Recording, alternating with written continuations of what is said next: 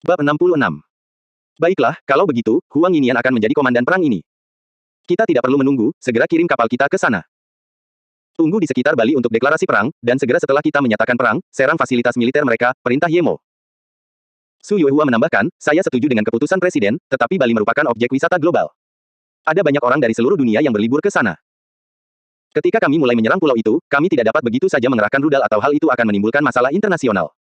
Jadi saya ingin tahu apa yang dikatakan Komandan Huang. Huang Yinian tersenyum, saya sudah lama menganggap Bali sebagai titik yang memungkinkan untuk diserang. Pertama, itu akan menunjukkan dominasi Luo Yue, dan kedua, itu akan memberikan pukulan berat bagi Indonesia.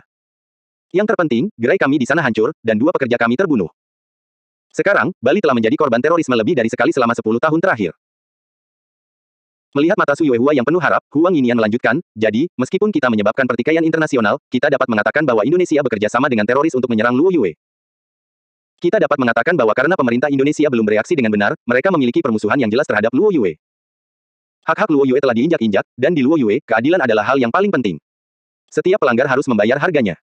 Tentu saja, kita hanya akan menyerang militer dan bukan warga sipil. Ye Mo mengangguk.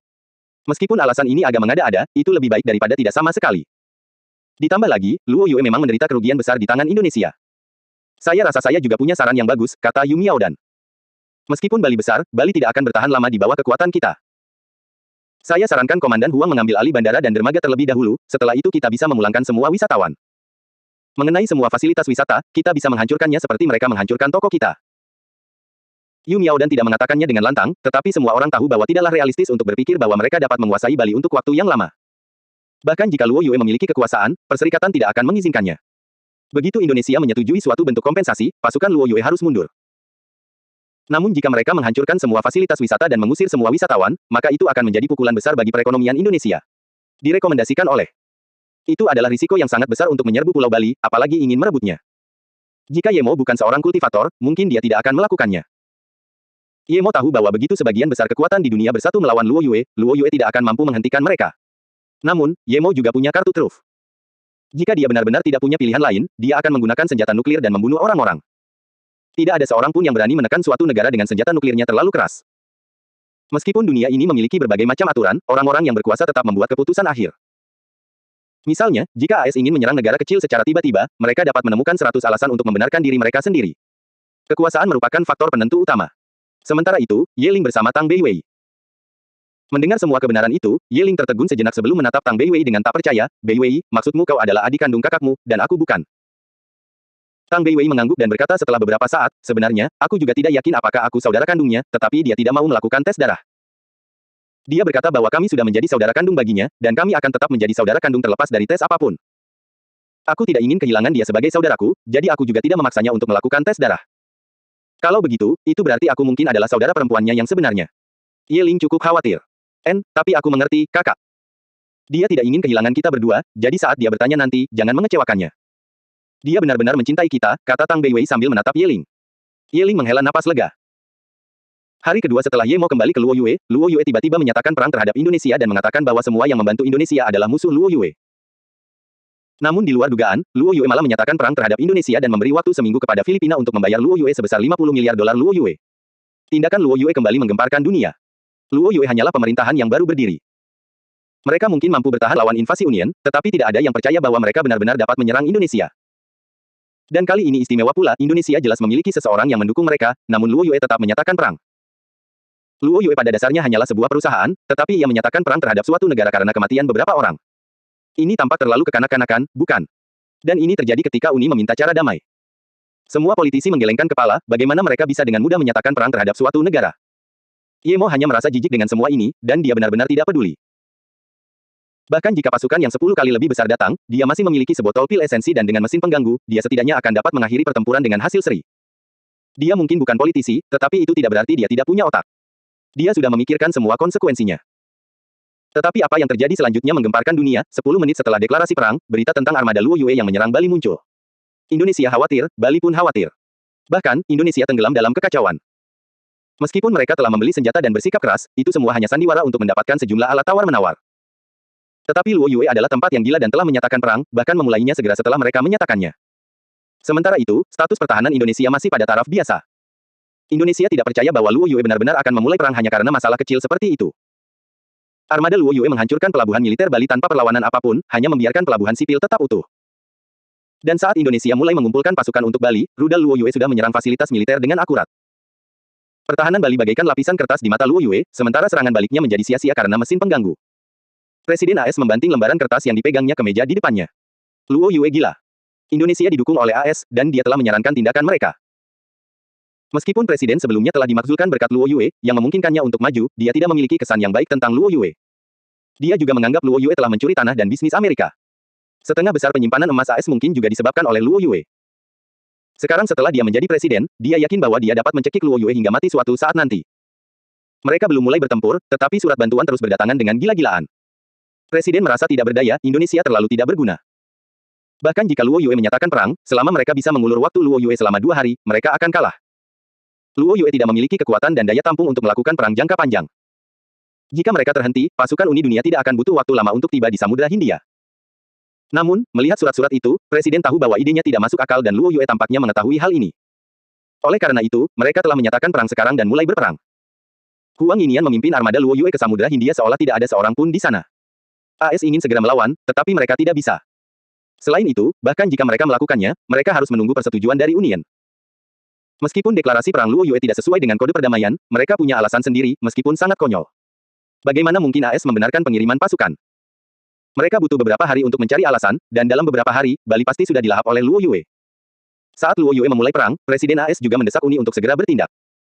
Ia tahu bahwa karena berbagai alasan, AS juga harus ikut berperang.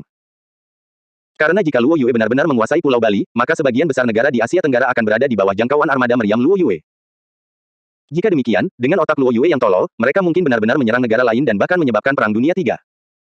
Hasilnya mungkin tidak terlalu serius, tetapi siapa yang tahu apakah Luo Yue akan mencoba menguasai Samudra Hindia. Jika aliansi Asia Tenggara ikut campur, maka mungkin Luo Yue akan mengambil Selat Malaka. Itu adalah rute yang menghubungkan Samudra Hindia dengan Pasifik. Banyak kepentingan AS ada di sana. AS harus mengendalikan wilayah itu. Jika jatuh ke tangan negara-negara Asia Tenggara, AS masih dapat mengendalikannya dan merencanakan masa depan. Namun, jika jatuh ke tangan Luo Yue, mustahil bagi mereka untuk mendapatkannya kembali. Jika Luo Yue menguasai daerah itu hanya akan meningkatkan perkembangan Luo Yue. Bagaimana mungkin AS membiarkan hal itu terjadi? Penggunaan taktisnya juga sangat penting bagi AS. Jika AS menguasai Selat Malaka, maka pertama, mereka dapat memaksa Angkatan Laut Rusia untuk menyerah kembali ke pangkalan mereka di Teluk Vietnam Utara. Kedua, Selat Malaka berada di dekat Cina. Itu adalah gerbang selatan Cina dan jalur pelayaran penting untuk energi. Menjaga wilayah laut ini akan memungkinkan mereka untuk menghentikan pertumbuhan Cina kapanpun mereka mau. Ketiga, jika Angkatan Darat AS ditempatkan di sana, mereka dapat menghentikan Angkatan Darat Luo Yue dari ekspansi ke India atau Pasifik. Yang paling ditakutkan oleh Presiden AS adalah Luo Yue akan menyerahkan kendali selat itu kepada Tiongkok begitu mereka mendapatkannya. Jika Tiongkok mendapatkan selat itu, maka Presiden tidak berani terus berpikir. Namun, Luo Yue bukanlah Irak. Mereka jauh lebih kuat dari Irak. Saat Serikat sedang mengadakan rapat darurat, kaki Luo Yue dengan mudahnya menginjak Pulau Bali. Armada Indonesia yang mencoba menghentikan Luo Yue bahkan tidak berhasil mendekati mereka. Ada pesawat terbang di mana-mana, tetapi Indonesia tidak dapat menghentikan pesawat-pesawat itu menjatuhkan bom. Hampir setiap 2 bom, sebuah kapal tenggelam. Melihat kapal-kapal tua yang tenggelam, Huang Yinian merasa sangat puas. Dia tidak membutuhkan kapal-kapal yang rusak itu, Yemo telah mengambil semua kapal berkualitas tinggi milik Indonesia dalam pertarungan mereka sebelumnya. Pertarungan ini tidak seimbang. Luo Yue lebih unggul dalam hal kualitas dan kuantitas. Indonesia hampir tidak memiliki kekuatan angkatan udara. Setelah bertempur, Huang Yinian menyadari betapa kuatnya Ye Xing. Jika Ye Xing benar-benar bekerja untuk Northern Sen tanpa henti, dia yakin Perang Dunia III akan segera dimulai. AS khawatir Luo Yue akan memulai Perang Dunia III, tetapi Huang Yinian tahu bahwa Luo Yue tidak akan melakukannya. Northern Sen lah yang akan melakukannya. Meskipun armada Indonesia datang dengan temperamen agresif, Huang Yinian dapat melihat bahwa mereka bahkan tidak dapat membidik dengan benar. Tentu saja, ini semua karena mesin pengganggu. Pertempuran dimulai dengan cepat dan berakhir dengan cepat. Di bawah pimpinan Huang Yinian, armada Luo Yue menenggelamkan berbagai kapal dengan kaliber berbeda. Mereka berhasil menangkap 2 kapal besar, 2 kapal pengawal, dan 3 kapal ringan, serta 5.000 prajurit. Mereka semua dibawa kembali ke Luo Yue untuk membantu pembangunan. Seluruh pertempuran bahkan tidak berlangsung 1 jam, sebagian besar waktu dihabiskan untuk menerima penyerahan diri. Armada terkuat di Asia Tenggara bahkan tidak mampu menahan serangan Luo Yue. Setelah pertempuran ini, Indonesia tidak akan mampu pulih dari kerugian setidaknya selama beberapa dekade. Yang paling ironis adalah kapal-kapal mereka bahkan tidak mendapat kesempatan untuk berlabuh di teluk. Hal ini juga sebagian disebabkan oleh pengalaman Huang Yinian dalam peperangan maritim. Tanpa halangan apapun dari Angkatan Laut Indonesia, armada Luo Yue dengan cepat menghancurkan seluruh fasilitas militer di Bali dan menyerbu pulau itu. Seperti yang disarankan Yu Miaodan, Huang Yinian mengambil alih bandara terlebih dahulu. Setelah itu, ia memulangkan semua turis dan membunuh agen Indonesia yang bersembunyi di antara mereka. Kekuatan dan ketegasan Luo Yue menggemparkan seluruh Asia Tenggara. Bahkan Angkatan Laut Indonesia pun tak mampu menahan kekuatan Luo Yue. Setelah itu, tak ada satupun negara di Asia Tenggara yang mau mendukung Indonesia. Saat Luo Yue menyatakan perang, Serikat segera mencela Luo Yue dan mengadakan pertemuan khusus. Namun, pertemuan itu belum selesai ketika berita tentang kemenangan Luo Yue dalam perang dan penguasaan Bali tersebar. Luo Yue telah mengusir para turis, dan mereka bertindak seolah-olah akan menyerang Pulau Jawa. Indonesia benar-benar khawatir sekarang, Jawa berbeda dengan Bali. Di sanalah ibu kota Indonesia berada. Di sanalah pusat politik, ekonomi, dan budaya Indonesia. Selain itu, di sana juga merupakan pintu gerbang ke Samudra Hindia dan Samudra Pasifik. Jika Jawa direbut, Indonesia akan seperti mencekik negara. Namun sekarang, semua kekuatan maritim berada di tangan Luo Yue dan negara-negara lain di Asia Tenggara menarik mundur armada mereka, mereka sama sekali tidak berani campur tangan dalam hal ini. Kali ini, bukan hanya AS yang marah, tetapi banyak anggota Uni lainnya juga berpihak pada AS. Mengambil alih Bali hampir tidak dapat diterima, tetapi menyerbu Jawa akan merusak perdamaian dunia. Apakah Luo Yue ingin menggunakan Asia Tenggara sebagai bak mandi mereka, atau mereka ingin menginjak-injak perdamaian dunia dan memulai Perang Dunia Ketiga? Mereka benar-benar menghancurkan perdamaian dunia, hak asasi manusia, dan pembangunan dunia. Perwakilan AS, Peter, berdiri dan berkomentar dengan marah. Peter telah menjadi konsultan Presiden AS sebelumnya dan setelah pergantian kekuasaan, ia tidak hanya tidak kehilangan statusnya, ia malah menjadi perwakilan AS. Wajah Jipan tampak buruk, dan dia melirik Peter. Peter bersikap seolah-olah dia tidak melakukan tugasnya sebagai kepala sekretaris. Jipan tahu bahwa Peter ingin menggunakan Union untuk membuat seluruh dunia menyerang Luo Yue. Meskipun ia membenci kesombongan Luo Yue, penguasa kota Luo Yue adalah orang gila. Tepat ketika semua orang mengira ia tidak akan memulai perang, ia justru memulainya. Dan pada saat Perserikatan mengadakan pertemuan, ia telah menghancurkan 90% kekuatan Angkatan Laut Indonesia. Mereka begitu cepat sehingga Jipan bertanya-tanya apakah Luo Yuan berakhir. Meskipun tahu bahwa itu mungkin saja terjadi, Jipan tetap tidak bisa meminta Union untuk membuat seluruh dunia menyatakan perang terhadap Luo Yue. Dia tidak gila seperti Luo Yue. Luo Yue sekarang punya senjata nuklir, jadi jika mereka benar-benar mengambil tindakan nekat terhadap Luo Yue, maka jika Luo Yue mulai menyebarkan senjata nuklir kemana-mana, itu bukan Perang Dunia Ketiga, melainkan Armageddon. Jadi dia perlu menangani hal ini dengan tepat dan membuat Luo Yue menyadari bahwa mereka tidak bisa begitu saja menggunakan kekuatan nuklir mereka untuk mengancam orang. Perkataan Peter memicu perdebatan. Meskipun sebagian besar orang mendukung penyerangan terhadap Luo Yue, jarang ada yang berani mengatakannya. Mereka memahami kekuatan Luo Yue. Luo Yue memiliki sistem pemandu rudal antar benua yang sangat akurat serta mesin interferensi yang sangat kuat. Dan itu bukanlah hal yang terpenting. Hal yang terpenting adalah mereka dapat menggunakan kedua teknologi itu untuk meluncurkan senjata nuklir mereka juga. Jika Luo Yue tahu bahwa seseorang telah setuju untuk menyerang Luo Yue dan senjata nuklir pertama yang dikirim Luo Yue ditujukan kepada mereka, mereka akan tamat. Sebagian besar negara paling banyak akan memilih, ya, tetapi tidak ada yang akan berdiri dan menyetujui dengan lantang. Jika mereka melakukannya, Luo Yue pasti tahu pasti, karena Luo Yue juga merupakan bagian dari komunitas internasional sekarang dan memiliki perwakilan yang hadir. Namun meskipun AS telah mengatakan sebanyak itu, perwakilan Luo Yue hanya tersenyum dan tidak mengatakan apapun. Hanya dengan melihat ini, semua orang tahu bahwa Luo Yue bahkan tidak memiliki menteri luar negeri. Perwakilan Luo Yue telah diputuskan setelah pertempuran pertama, dan hanya atas permintaan kuat dari serikat, Luo Yue bergabung dengan serikat dan mengirim Mo Hai sebagai perwakilannya. Mo Hai telah berkecimpung dalam dunia bisnis selama bertahun-tahun dan mengenal Ye Mo sejak lama.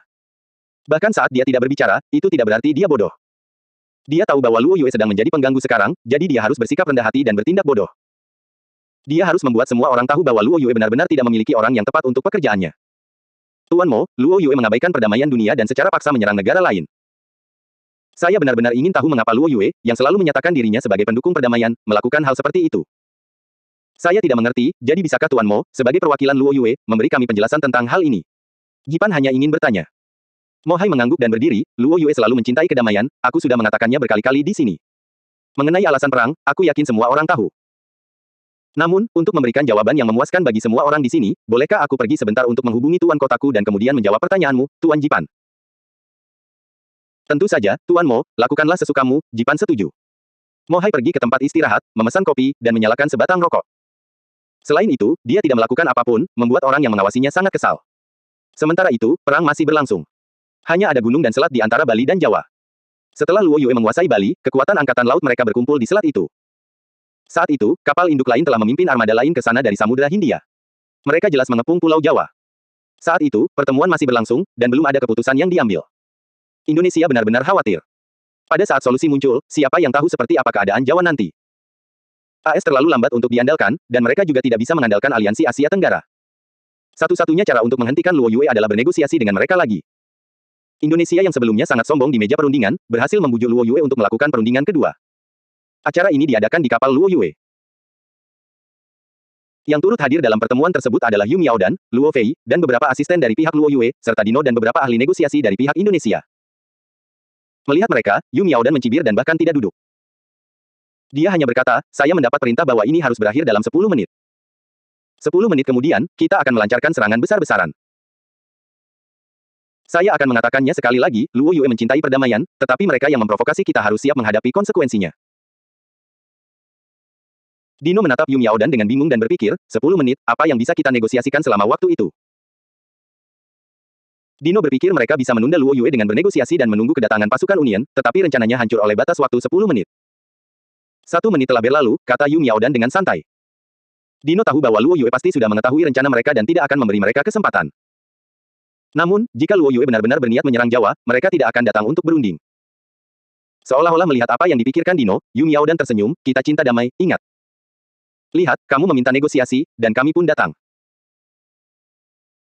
Dino berkata dengan marah, karena pihakmu sangat mencintai perdamaian, maka sebaiknya kau duduk dan bernegosiasi dengan kami, dan jangan mengancam kami dengan batas waktu 10 menit. Aku belum pernah mendengar negosiasi yang dapat diselesaikan dalam waktu 10 menit. Yu Miaodan melirik Dino dan mendesah, Aish, aku benar-benar bermaksud baik padamu dengan batas waktu 10 menit. Baiklah, kalau begitu, kita bisa memutuskan untuk bernegosiasi denganmu selama 1 hari, ya, 1 hari seharusnya cukup. Dino menatap Yu Miaodan dengan heran dan gembira. Ia tidak menyangka mereka akan menerimanya dengan mudah. Ia terlalu terkejut. Dengan tambahan waktu beberapa jam, Union seharusnya bisa bereaksi. Mereka bahkan tidak butuh waktu sehari. Dino tersenyum, kami berterima kasih kepada Luo Yue atas sikapnya yang tulus. Maafkan kata-kata saya yang tidak sopan sebelumnya. Silakan duduk. Yu Miaodan tersenyum dan duduk. Dino terbatuk dan minum secangkir teh sebelum berkata perlahan, Nona Yu, sejujurnya, saya berharap pihak Anda mundur. Mengenai insiden gerai Luo Yue, kami menyampaikan penyesalan terdalam kami, dan tentu saja. Dino tiba-tiba berhenti ketika beberapa ledakan keras terdengar. Tanpa sadar dia berdiri, dan firasat buruk muncul dari lubuk hatinya. Dia menatap Yu Miaodan dan bertanya dengan putus asa, Nona Yu, suara apa itu? Lalu, terjadi beberapa ledakan lagi. Yu Miaodan menyeruput tehnya perlahan, itu angkatan laut kita yang menyerang Jawa. Dino menatap Yu Miaodan dengan wajah pucat, ledakan terdengar lagi, dan dia meraung, kita sedang bernegosiasi, bagaimana kamu bisa menyerang Jawa?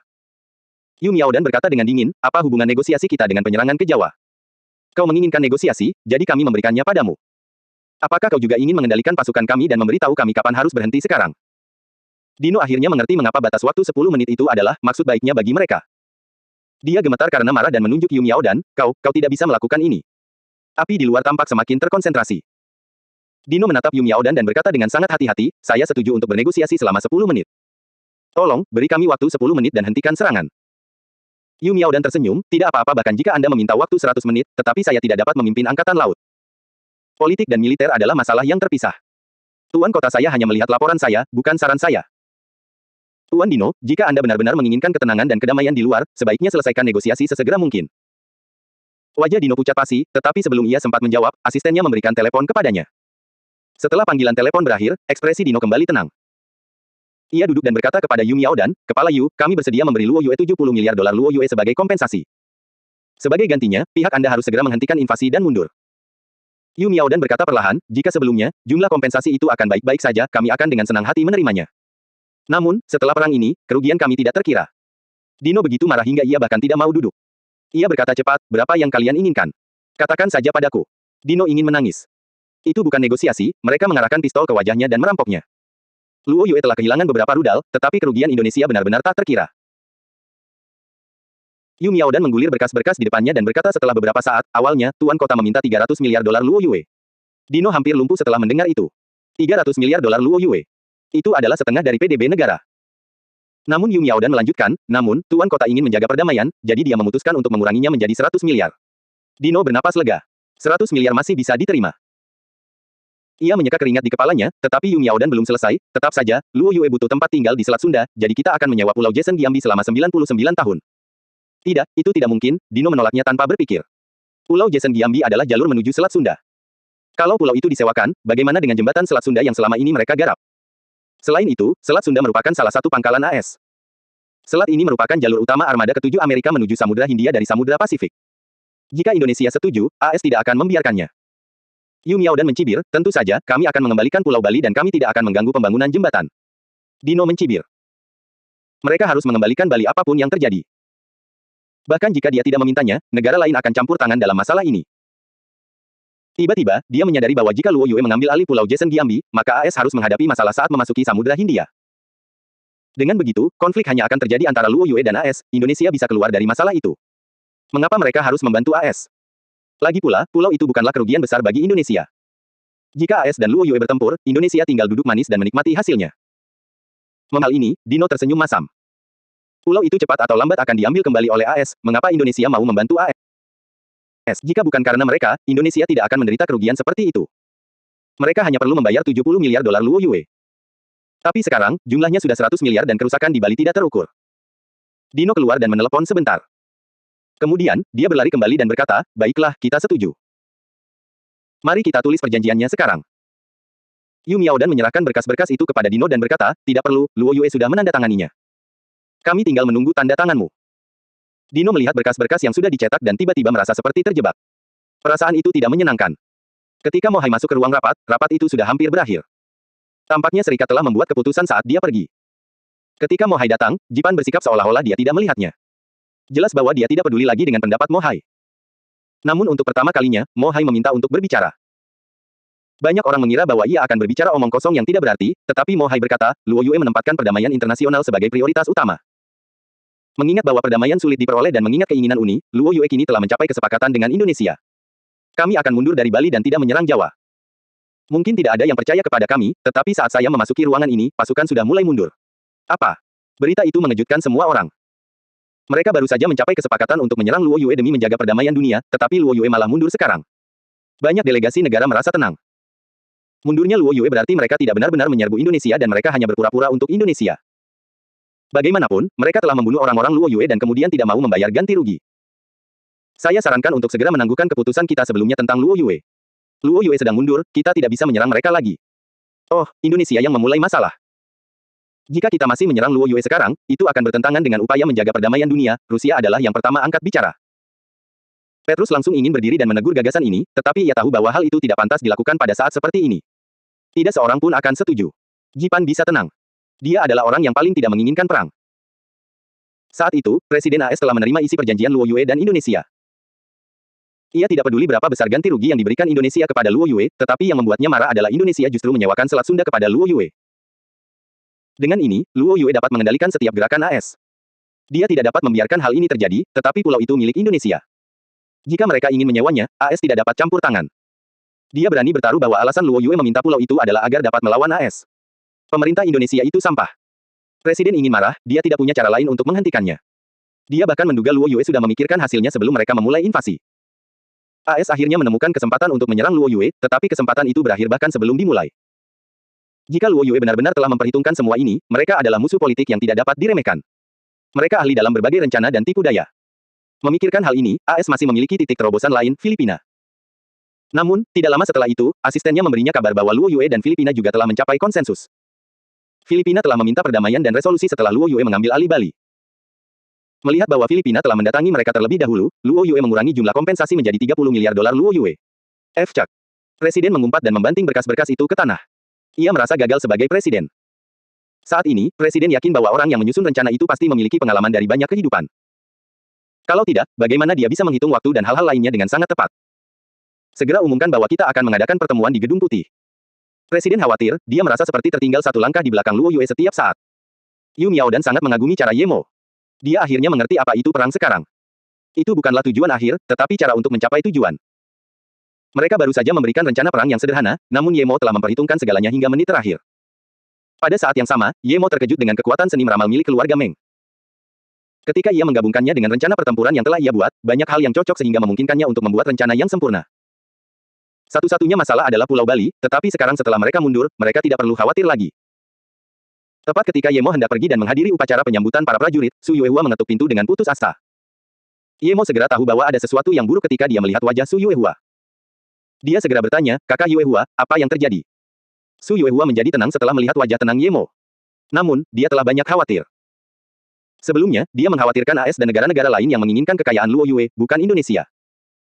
Jika mereka menggunakan Indonesia sebagai alasan untuk menyerang Luo Yue, maka Luo Yue akan benar-benar menghadapi kesulitan. Pasukan itu tidak akan menjadi pasukan 100.000 orang.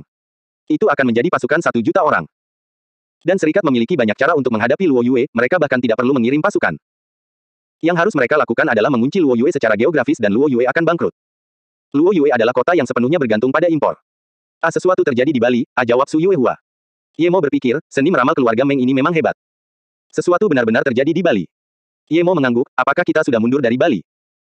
Iya, pasukan kita sudah berangkat 1 jam yang lalu, tetapi 5 wisatawan telah hilang dari kamp militer kita, jawab Su Yuehua.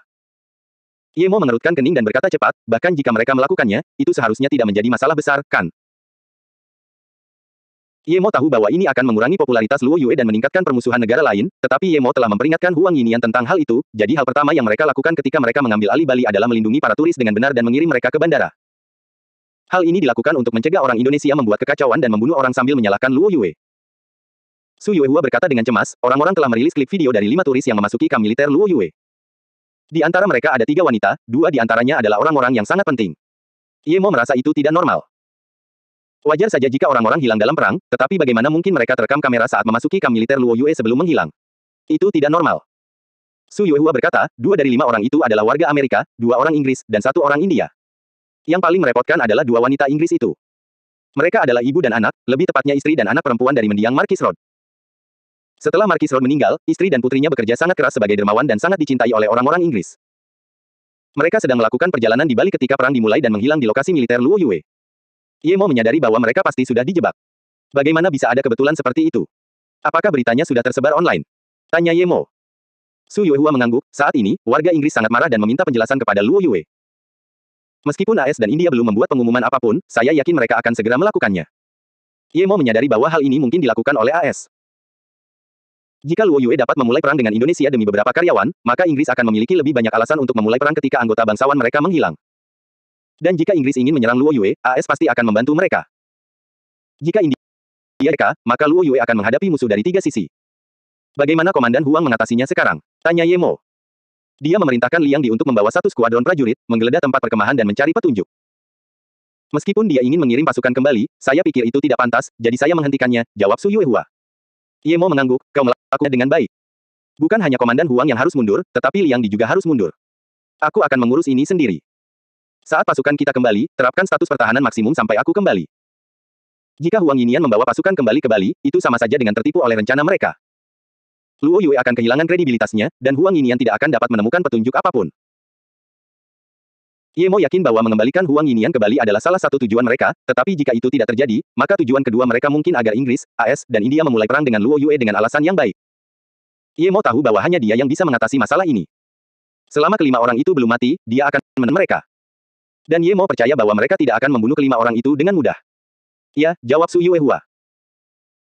Tunggu sebentar, Yemo menghentikannya lagi dan berkata, kelima turis ini tidak mungkin menghilang secara ajaib, jadi periksa prajurit yang bertugas di sana pada saat kelima orang itu menghilang dan juga petinggi prajurit itu. Su Yuehua terguncang. Bukannya dia tidak berpikir untuk memeriksanya, tetapi secara tidak sadar dia tidak mau. Namun karena ini sudah terjadi, itu berarti pasti ada pengkhianat di suatu tempat. Dia bertanya-tanya apakah Huang Yinian telah menyadarinya. Tidak peduli siapa orangnya, jika kamu menemukannya, segera kurung dia dan tunggu sampai aku kembali. Jangan lupa untuk segera mengirimkan hasilnya kepadaku, kata Yemo. Begitu Su Yuehua pergi, King Sui muncul bersama. Mendengar bahwa Yemo akan keluar, Ning King Sui membantu Yemo merapikan pakaiannya dan berkata, jika aku tahu ini lebih awal, aku tidak akan memintamu untuk membangun kota. Aku tidak menyangka itu akan merepotkanmu. Yemo memegang tangan Luo Ying dan Ning King Sui dan berkata, tidak sesulit itu, dan aku melakukan ini demi masa depan kita. Aku ingin semua orang di Luo Yue dapat hidup dengan damai dan bahagia. Aku ingin dapat menikmati berjalan-jalan di kota dan berkultivasi di sini dengan damai. Luo Ying meraih tangan Yemo dengan puas dan tidak berbicara. Yemo mencium mereka berdua dan berkata, tunggu aku.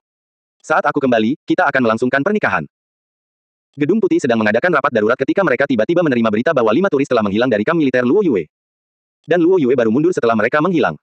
Pasukan Luo Yue jelas tidak bisa menjauhkan diri dari ini. Presiden AS merasa ingin tertawa. Dengan akalnya, tentu saja dia tahu bahwa ini terjadi karena ada seseorang yang merencanakan sesuatu terhadap Luo Yue.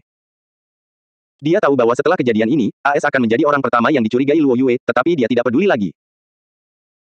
AS pasti senang melakukannya, tetapi orang lain melakukannya untuk mereka. Tidak peduli mengapa seseorang melakukannya, dia sangat menyukainya. Karena dia punya alasan untuk melakukan sesuatu sekarang. Hentikan rapatnya, saya perlu menelepon Perdana Menteri Inggris, kata Presiden AS.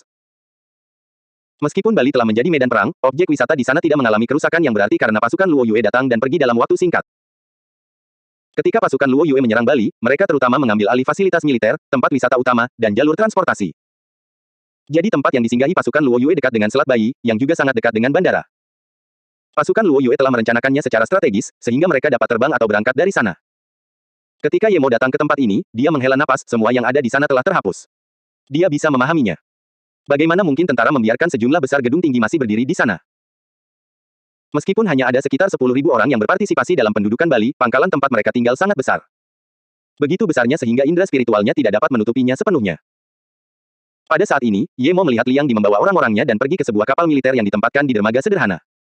Ye Mo tidak menemui mereka. Dia bisa tahu hanya dengan melihatnya saja bahwa mereka belum menemukan apapun.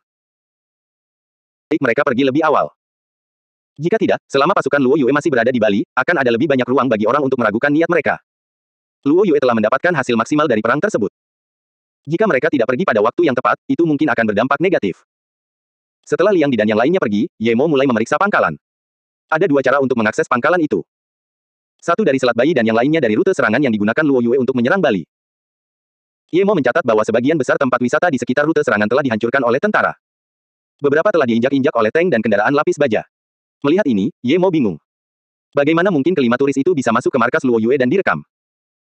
Mustahil untuk masuk melalui Selat Bayi, jadi satu-satunya kemungkinan lain adalah melalui jalan yang diduduki oleh pasukan Luo Yue. Namun, rute itu juga mustahil. Bahkan seekor anjing pun akan terlihat oleh para penjaga, apalagi 5 orang. Ye Mo berjalan ke gerbang pangkalan dan berdiri di sana untuk waktu yang lama. Kedua sisi jalan juga sangat kosong, tidak ada yang bisa menghalangi pandangan mereka. Sedikit lebih jauh di bawah ada pagar kawat berduri. Ye Mo mencari pagar di dekatnya dengan indera rohnya dan segera menemukan sesuatu yang berbeda. Dia berjalan ke bagian pagar ini. Ada tanda-tanda yang jelas bahwa seseorang telah memotongnya, tetapi kemudian pagar itu telah dipelintir kembali. Tempat itu tidak jauh dari pintu utama dan merupakan titik buta. Ye Mo mendesah. Meskipun Luo Yue adalah salah satu negara paling maju di dunia dalam beberapa bidang dan berkat ini kekuatan militer Luo Yue juga meningkat pesat, masih ada perbedaan antara mereka dan kekuatan militer kelas dunia. Kalau saja itu pasukan elit AS atau negara lain, mereka tidak akan membiarkan seseorang memotong kawat di depan mata mereka, sekalipun ada pengkhianat. Ye Mo ingin membuka kembali kabel itu dan menyelidiki dari sana, tetapi dia mendengar suara mobil datang. Mungkin itu tentara Indonesia. Begitu mereka tiba, mereka memotong kabel-kabel itu menjadi beberapa bagian dan melemparkannya ke atas truk besar. Dugaannya benar. Kalau dia datang agak siang, dia tidak akan bisa melihat itu. Mereka jelas datang untuk menghancurkan bukti. Itu bagus asalkan dia bisa menemukan seseorang untuk bertanya tentang hal itu. Ye Mo memutuskan untuk tidak segera mengikuti orang itu, dia menandainya dengan tanda indra roh. Dia terus mencari di sekitar. Ia yakin pemerintah Indonesia tidak merencanakannya. Kalau saja mereka bisa memikirkan rencana seperti itu saat mereka dalam situasi yang mengerikan, mereka tidak akan bertempur dengan buruk. Ye Mo terus berjalan melewati area tempat kabel itu dipotong. Dia berjalan sangat lambat dan meresapkan indera spiritualnya ke dalam tanah.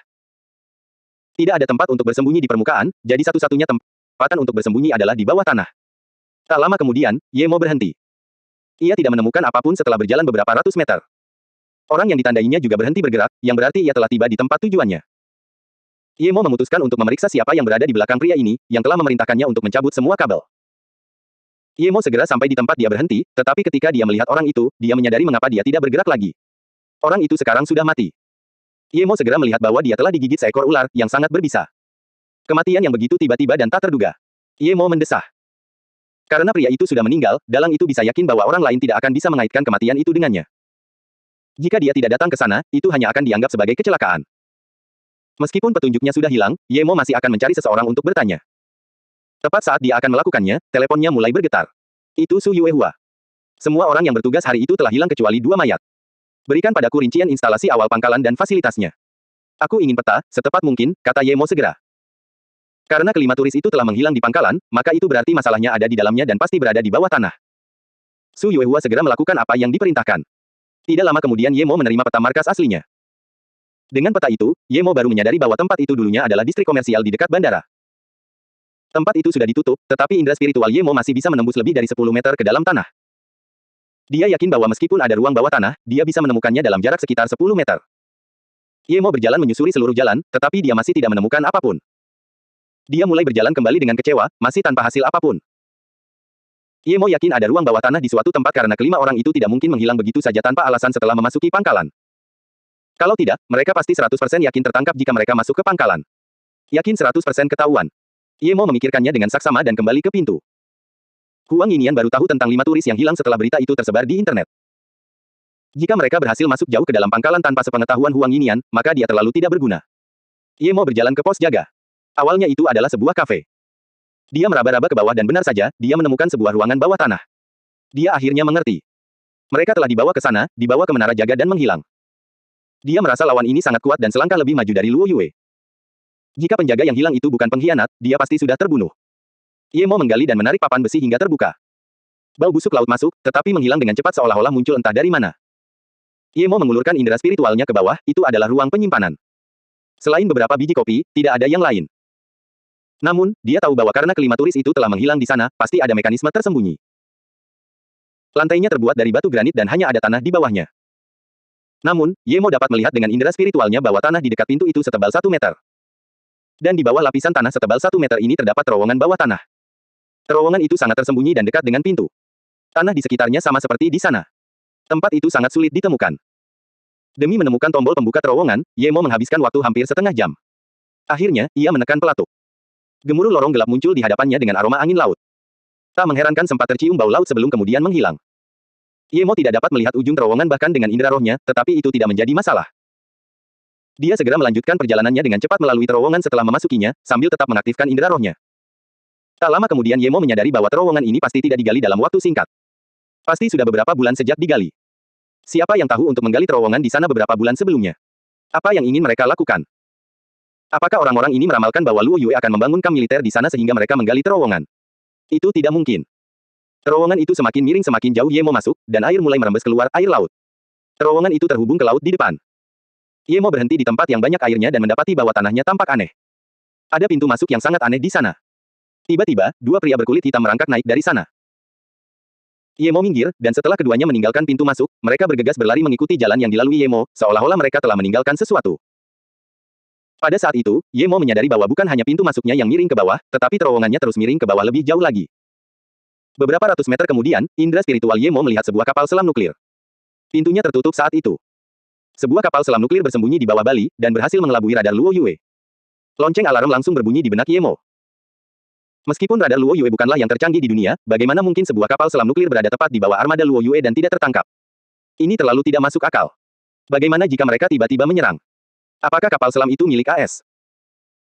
Ye Mo meragukannya, karena jika teknologi penghindaran radar AS sekuat ini, bagaimana mereka bisa kehilangan segalanya dalam perang terakhir? Dia harus segera memberitahu Ye Xing tentang hal itu. Hanya Ye Xing yang bisa memikirkan cara untuk mengatasinya.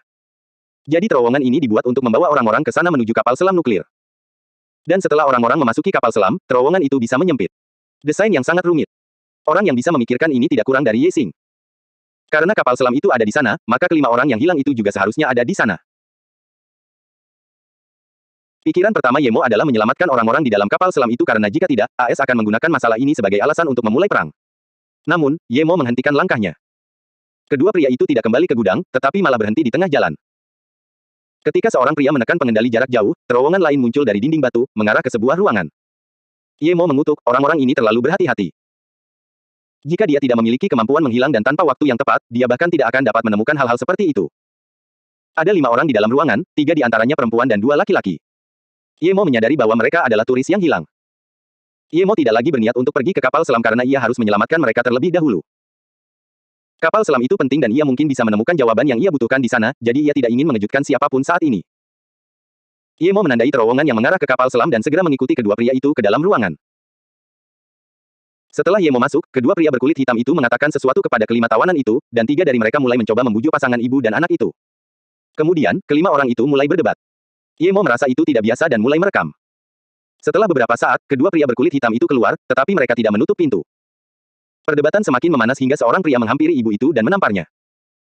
Kemudian, pria itu mengatakan sesuatu kepada pria dan wanita lainnya dan meninggalkan ruangan bersama mereka. Ia menutup pintu. Sekarang, hanya ada pasangan ibu dan anak Inggris di sana. Mereka tampak lebih seperti saudara perempuan, dan perbedaan usia mereka tampaknya tidak terlalu jauh. Ye Mo menggelengkan kepalanya, dia telah memutuskan untuk mempelajari beberapa bahasa lain saat dia punya waktu. Lagi pula, itu tidak akan sulit baginya, dan tidak ada alasan baginya untuk terus-menerus tidak mengerti apapun setiap saat. Setelah kelima orang itu pergi dan menuju terowongan menuju kapal selam, Ye Mo membuka pintu dan masuk. Dari apa yang baru saja terjadi, tampaknya ketiga orang lainnya telah dibujuk untuk bergabung dengan kedua pria berkulit hitam itu. Bagaimanapun, meskipun mereka tidak bersama lagi, Ye Mo tidak perlu membawa orang lain pergi. Bagi Ye Mo, dia hanya perlu menyelamatkan ibu dan anak perempuannya. Selama bahaya Luo Yue berlalu, dia bisa fokus menangani kapal selam itu. Keduanya menatap Ye Mo dengan bingung. Ye Mo melihat ini dan berkata, aku datang untuk menyelamatkanmu. Jika kamu tidak bisa memahamiku, tidak masalah, tapi aku bisa membawamu pergi. Kamu orang Tiongkok. Gadis muda itu tiba-tiba bertanya dalam bahasa Tiongkok, meskipun Ye Mo hampir tidak bisa memahaminya. Ye Mo bersukacita dan langsung berkata, saya datang dari Luo Yue, karena sepasang ibu dan anak perempuan dari Inggris hilang, dan semua orang mengira itu ulah Luo Yue. Oleh karena itu, saya ingin menyelamatkan mereka. Saya ingin bertanya, apakah kalian pasangan itu? Iya, ya, aku Ani, dan ini ibuku Kaya. Kami ditipu di sini, dan kami kenal orang-orang itu, tapi Ani tidak tahu bagaimana mengungkapkan apa yang ingin dia katakan. Ye Mo ingin mengirim mereka berdua pergi dan kemudian mengikuti kapal selam itu. Dia bisa meninggalkan Su Yuehua untuk mengurus mereka. Tepat saat Ye Mo membawa mereka berdua keluar, dua orang lagi masuk ke dalam terowongan. Indra spiritual Ye Mo menyadari keberadaan mereka, jadi dia meraih mereka berdua dan melesat kembali ke dalam gudang. Ani tanpa sadar ingin berteriak, tetapi dia tidak bisa bersuara. Tepat saat dia ketakutan, Ye Mo berkata, jangan khawatir, kalian berdua berjalan terlalu lambat, jadi aku harus menggendongmu. Ani sekarang mengerti dan berkata dengan malu, maaf, siapa namamu? Ye Mo tidak berminat untuk mengobrol dengan mereka. Dia harus membawa mereka berdua pergi dan agar orang-orang tidak curiga, dia harus membuatnya seolah-olah mereka berdua telah melarikan diri sendiri. Saat Ye Mo melepaskan keduanya, Kaya tiba-tiba mencubit lengan Ye Mo dan mengatakan sesuatu sebelum mencium wajah Ye Mo. Melihat ini, Ani tertawa dan mencium Ye Mo sambil berkata, kau benar-benar kuat. Kata ibuku, kau belum memberitahu kami namamu. Aku Ye Mo. Kemudian, Ye Mo dengan cepat menarik mereka berdua. Dada Kaya adalah dada terbesar yang pernah Ye Mo lihat, tetapi dia tidak merasakan apapun, karena hatinya dipenuhi oleh Luo Ying dan Ning Qingsui. Namun Ye Mo tidak bodoh. Saat Kaya memeluknya, dia bersikap genit, yang membuat Ye Mo menyadari bahwa dia tampaknya memiliki beberapa motif tersembunyi. Melihat Kaya hendak mengatakan sesuatu, Ye Mo segera berkata, kita harus segera pergi dari sini, orang-orang di belakang sedang mengejar. Karena perilaku Kaya, Ye Mo tidak terus menggendong keduanya, jadi mereka akhirnya melambat. Saat Ye Mo mendorong papan logam itu dan gudang mengeluarkan suara gemuruh, Ye Mo sudah tahu bahwa orang-orang itu telah menyusul. Namun, dia tidak menyangka mereka akan secepat itu. Tepat ketika Ye Mo menarik keduanya keluar dari terowongan, suara langkah kaki yang putus asa terdengar sangat dekat. Ketika mereka bertiga kurang dari 10 meter dari pos jaga, dua orang lagi keluar dari terowongan. Tepat ketika kedua wanita itu khawatir bahwa semuanya sudah berakhir, Ye Mo menarik mereka ke belakang tong minyak tua. Tong itu sangat kecil sehingga bahkan seorang anak kecil pun tidak akan bisa bersembunyi di sana tanpa tertangkap. Jadi ketika Ani dan Kaya melihat ini, mereka hampir mengalami serangan panik. Kaya tanpa sadar ingin berbicara, tetapi Ye Mo segera menutup mulutnya.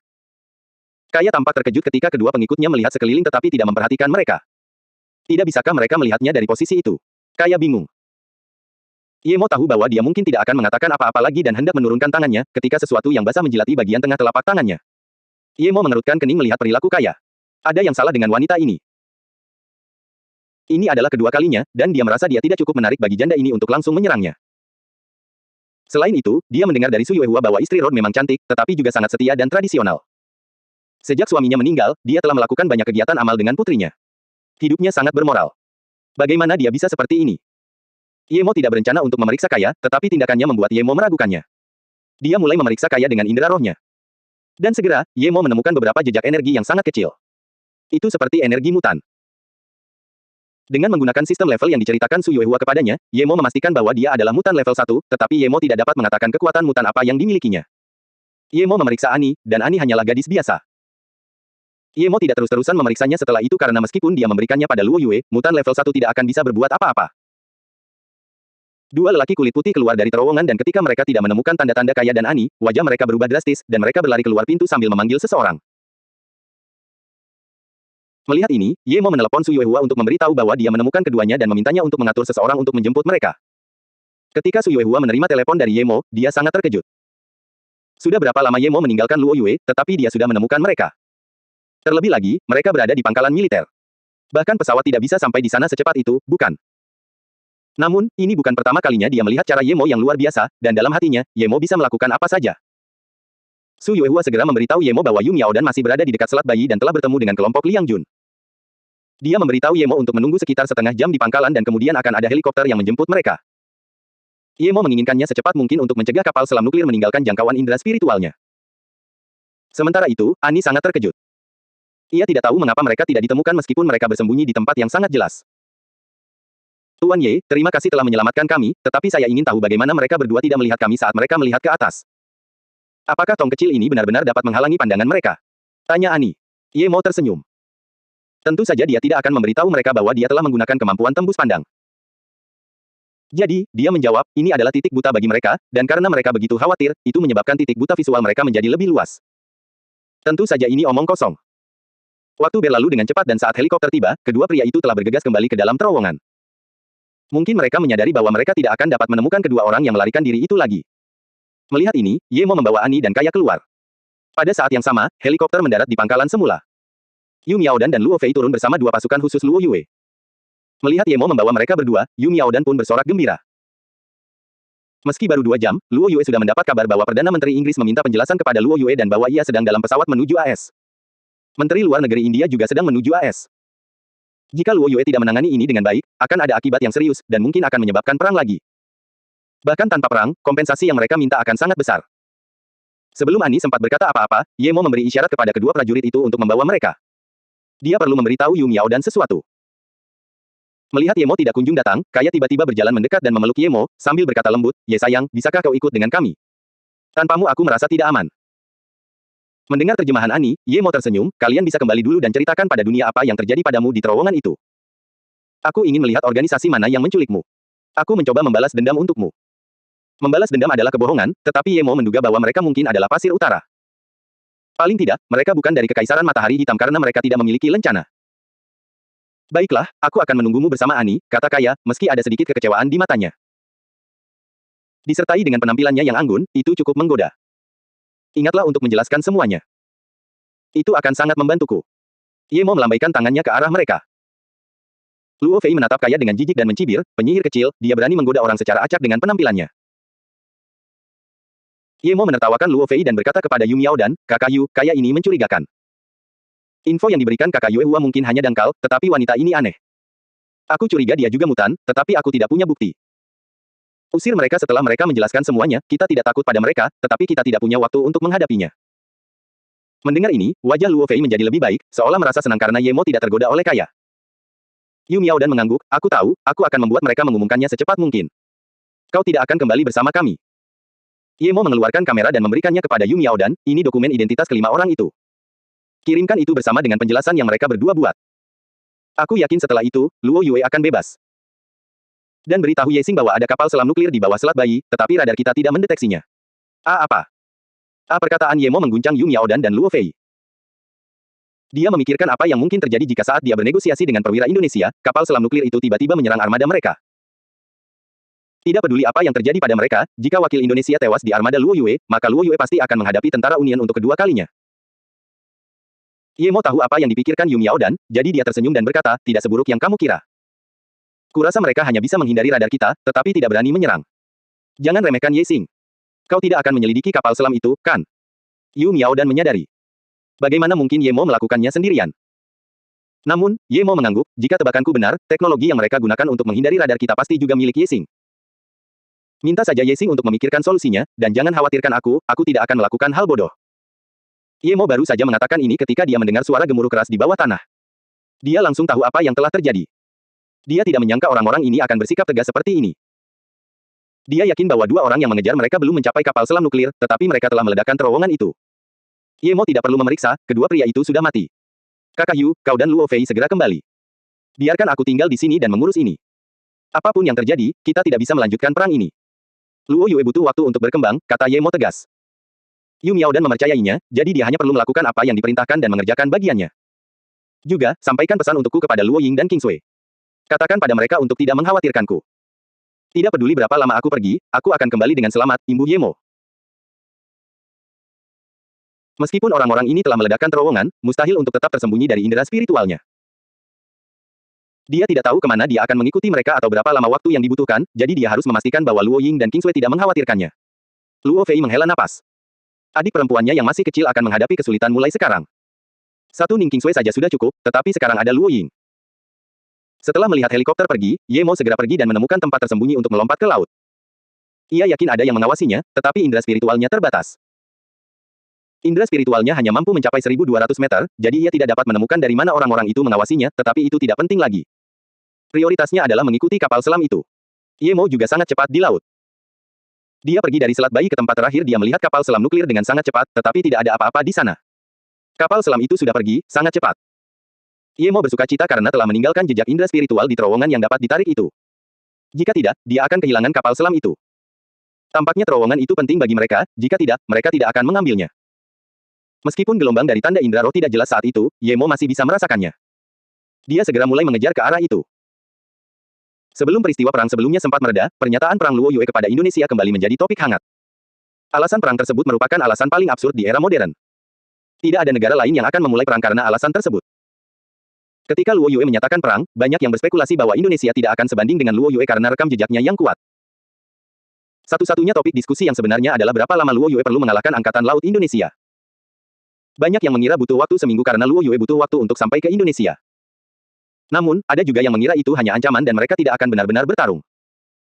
Namun, pertentangan tersebut menjadi tidak berarti ketika Luo Yue memulai perang 10 menit kemudian. Sementara banyak analis perang masih menulis tentang bagaimana Luo Yue tidak akan benar-benar berperang, perang telah berakhir. Luo Yue hanya membutuhkan beberapa jam untuk memusnahkan Angkatan Laut Indonesia. Setelah Luo Yue mengambil alih Bali dan mengancam akan menyerang Jawa, status militernya telah ditetapkan. Meskipun jauh dari AS atau Rusia, tidak ada negara di dekat Luo Yue yang dapat mengancamnya. Semakin banyak orang ingin pindah ke Luo Yue sekarang. Siapa yang tidak ingin pergi ke negara yang keras di luar tetapi manusiawi di dalam? Namun, tepat pada saat ini, internet dihebohkan dengan berita tentang 5 wisatawan yang menghilang di tempat perkemahan pasukan Luo Yue. Selain itu, 2 di antaranya adalah anggota keluarga kerajaan Inggris. Hal ini menyebabkan keributan besar. Meskipun banyak orang menyadari bahwa mungkin ada orang lain yang menjebak Luo Yue, mereka tetap harus memberikan penjelasan. Jika Luo Yue tidak bisa, itu akan menyebabkan perang. Itu akan melibatkan AS dan India juga. Kemudian, banyak orang mulai menyerah untuk pindah ke Luo Yue. Ketiga negara ini adalah pusat kekuatan militer dunia. Jika mereka menyerang Luo Yue bersama-sama, negara itu pasti akan kalah, apapun yang terjadi. Meskipun peperangan modern sebagian besar adalah peperangan elektronik, namun peperangan ini juga didasarkan pada peperangan ekonomi. Luo Yue bergantung pada impor, oleh karena itu tidak akan bertahan lama jika terjadi perang sungguhan. Banyak orang mulai khawatir pada Luo Yue. Mereka bertanya-tanya bagaimana mereka akan menghadapi dilema ini. Namun, istri dan putri Rod muncul di saluran TV resmi Luo Yue dan mengungkap apa yang terjadi. Mereka pergi ke Bali untuk liburan, dan baru 3 hari perang dimulai. Setelah itu, Luo Yue mulai memulangkan semua turis itu. Tepat saat mereka berencana untuk naik pesawat ke Singapura, mereka bertemu dengan pasangan Bafu dari Amerika dan turis India, Sigan. Mereka memberitahu pasangan itu bahwa mereka menyandera semua turis dan membawa mereka ke Luo Yue. Jadi, mereka mengikuti Bafu dan melarikan diri. Bafu mengatakan bahwa ia punya cara untuk menghindari pasukan Luo Yue dan memasuki pedalaman Bali.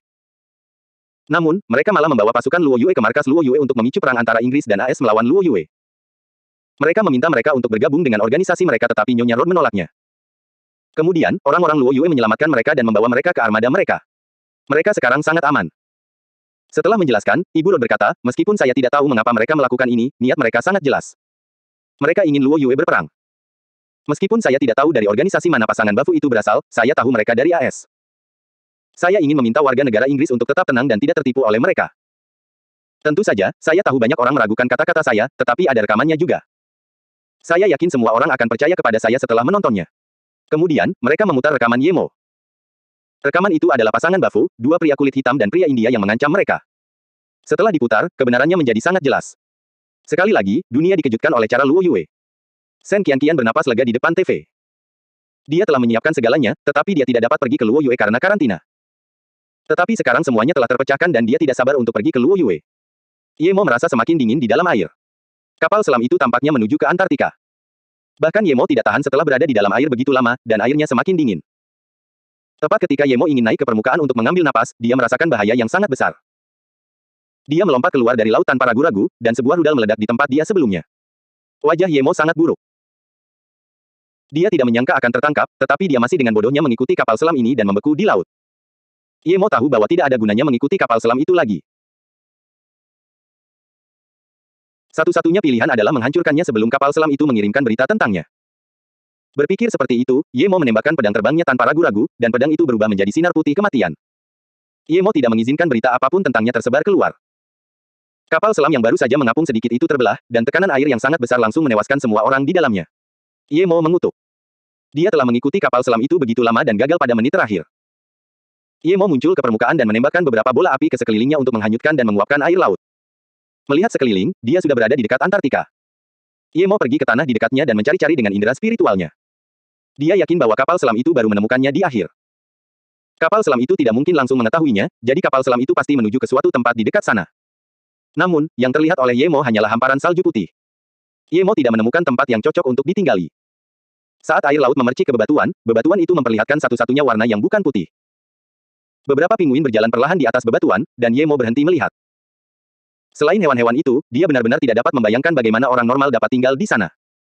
Mungkin kapal selam itu hanya ingin berhenti di sana sebentar. Ye Mo menggelengkan kepalanya dan pergi ke salju. Saljunya sangat tebal tetapi kokoh. Ye Mo hanya meninggalkan 2 jejak kaki, tetapi dia tidak tenggelam. Ye Mo berjalan beberapa langkah dan berhenti. Pandangannya tertuju pada jejak kaki di sebelah kakinya.